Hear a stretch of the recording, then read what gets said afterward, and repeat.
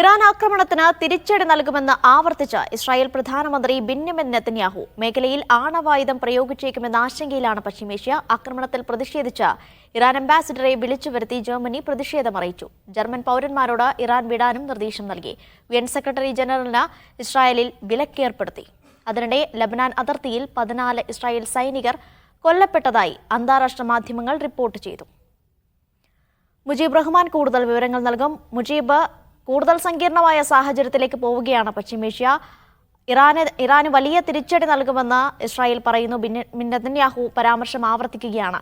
പശ്ചിമേഷ്യയിലെ നിലവിലെ സാഹചര്യം എന്താണ്? ഒപ്പം തന്നെ ഇസ്രായേൽ അതിർത്തികളിലെ സാഹചര്യം എന്താണ്? അനീഷ, ഇറാന്റെ മിസൈൽ ആക്രമണം അക്ഷരാർത്ഥത്തിൽ ഇസ്രായേലിനെ ഇന്നലെ രാത്രിയിലുണ്ടായ ഈ ആക്രമണം ഇസ്രായേലിനെ ഞെട്ടിച്ചു കളഞ്ഞിരിക്കുന്നു. അതിന് ശേഷം ഇപ്പോൾ ഇസ്രായേലിൻ്റെ ഭാഗത്തു നിന്നുള്ള ചില സ്ഥിരീകരണങ്ങൾ വരുന്നു. അതിൽ ഏറ്റവും പ്രധാനപ്പെട്ടത് കഴിഞ്ഞ ദിവസത്തെ മിസൈൽ ആക്രമണത്തിൽ ആദ്യം ഇസ്രായേൽ പറഞ്ഞിരുന്നത് അതിനെ പൂർണ്ണമായും തങ്ങൾ തടുത്തിട്ടിരിക്കുന്നു, അയൺ ഡോമുകൾ ഉപയോഗിച്ച് തകർത്തിരിക്കുന്നു, വലിയ തരത്തിലുള്ള ആൾനാശം ഉണ്ടായിട്ടില്ല, പ്രശ്നങ്ങളുണ്ടായിട്ടില്ല എന്നതിലുള്ള ഒരു വിശദീകരണമാണ് ആദ്യം നൽകിയിരുന്നതെങ്കിൽ ഇപ്പോൾ ഇസ്രായേൽ സേന തന്നെ പറയുന്നത് ഈ മിസൈൽ ആക്രമണം ഇസ്രായേലിൻ്റെ വ്യോമ താവളത്തിന് നേരെ ആക്രമണം ഉണ്ടായിരിക്കുന്നു, അതിൻ്റെ ഓഫീസ് കെട്ടിടം തകർന്നിരിക്കുന്നു, എന്നാൽ ആളപായമോ അതുപോലെ തന്നെ ഫൈറ്റർ ജെറ്റുകൾക്ക് കേടുപാടുകളോ മറ്റോ സംഭവിച്ചിട്ടില്ല എന്ന് മാത്രമാണ് ഇപ്പോൾ പറയുന്നത്. അതോടൊപ്പം തന്നെ ഇന്ന് വൈകുന്നേരത്തോടു കൂടി ബെഞ്ചമിൻ നെതന്യാഹു പ്രതിരോധ മന്ത്രി യോവ് ഗാലന്റിൻ്റെയും മൊസാദ് തലവിൻ്റെയും ഉൾപ്പെടെയുള്ള പ്രതിരോധ വകുപ്പ് മേധാവികളുടെ ഒരു യോഗം വിളിക്കുകയും ഇസ്രായേലിൻ്റെ അടുത്ത നീക്കം എന്തായിരിക്കണം എന്നതിനെ സംബന്ധിച്ച് ഉള്ള ആലോചനകൾ നടത്തുകയും ചെയ്തു. അതോടൊപ്പം തന്നെ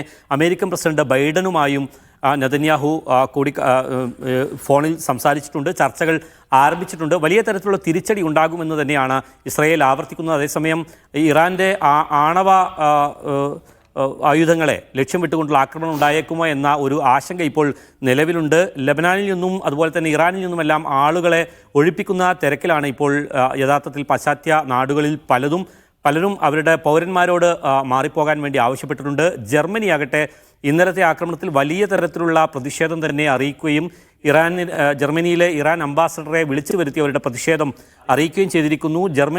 ഇറാനിലുള്ള മുഴുവൻ ജർമ്മൻ പൗരന്മാരോടും ഉടൻ തന്നെ നാടുകളിലേക്ക് നീങ്ങണമെന്നുള്ള ആവശ്യമാണ് ഉന്നയിച്ചിരിക്കുന്നത്. നേരത്തെ അനീഷ് സൂചിപ്പിച്ച പോലെ ഇതേ സമയം തന്നെ ലബനാൻ അതിർത്തിയിൽ കരയാക്രമണത്തിലേക്ക് ഇസ്രായേൽ കടന്നിരിക്കുന്നു. ഇന്നിപ്പോൾ ലബനാൻ്റെ ഒഡേസ സിറ്റി ഉൾപ്പെടെയുള്ള ഈ അതിർത്തിയിലുള്ള ചില ഗ്രാമങ്ങളിലേക്ക് ഇസ്രായേൽ സേന കടന്നു കയറാൻ ശ്രമിച്ചു. പക്ഷേ ഒഡേസയിലേക്ക് കയറാൻ ശ്രമിച്ച സൈനികരെ ഈ ഹിസ്ബുള്ള തടഞ്ഞിരിക്കുന്നു, അതിനെ വിഫലമാക്കിയിരിക്കുന്നു എന്ന് ഹിസ്ബുള്ള അവകാശപ്പെടുന്നുണ്ട്. പക്ഷേ അതിർത്തിയിൽ വലിയ തരത്തിലൊരു സ്ഫോടനം അല്പസമയം മുമ്പാണ് സംഭവിച്ചിരിക്കുന്നത്. സ്കൈ ന്യൂസ് അറേബ്യ പോലെയുള്ള മാധ്യമങ്ങൾ റിപ്പോർട്ട് ചെയ്യപ്പെടുന്നതിനനുസരിച്ച് വലിയ തരത്തിലുള്ള സൈനിക നാശം ഇസ്രായേലിന് ഇവിടെ സംഭവിച്ചിരിക്കുന്നു. 14 സൈനികർ കൊല്ലപ്പെട്ടതായാണ് സ്കൈ ന്യൂസ് അറേബ്യ ഇപ്പോൾ റിപ്പോർട്ട് ചെയ്യുന്നത്. ഈ തരത്തിൽ വലിയ സംഘർഷം വീണ്ടും രൂക്ഷമാവുന്ന സാഹചര്യമാണ് ഇപ്പോൾ ലബനാൻ ഇസ്രായേൽ അതിർത്തിയിൽ നിലനിൽക്കുന്നത്.